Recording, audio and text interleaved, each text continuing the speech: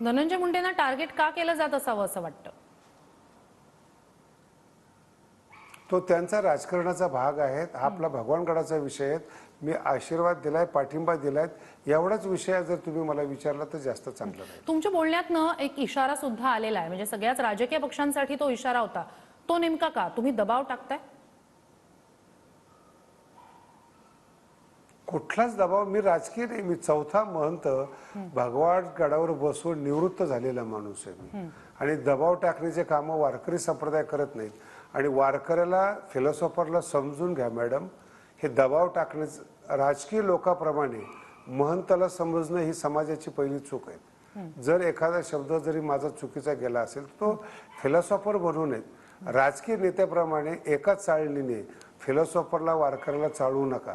त्यांची चाळणी वेगळी ठेवा, आमची चाळणी वेगळी ठेवा. आमच्या सद्भावना आहेत, भावना आहेत, आम्ही पाठिंबा देणारी माणसं आहेत. गेल्या 20 वर्षापासून भगवानकडे उभा राहतोय. गरीब जनतेच्या, ऊसतोड कामगाराच्या मदतीवर तो उभा राहतोय. आणि त्याच्या रिटर्न काय देतो ते पहा. विनाकारण राजकीय नेत्याप्रमाणे महंताला पण नेता समजून त्याचे मूल्यांकन अशा पद्धतीने करणं चुकीचं आहे.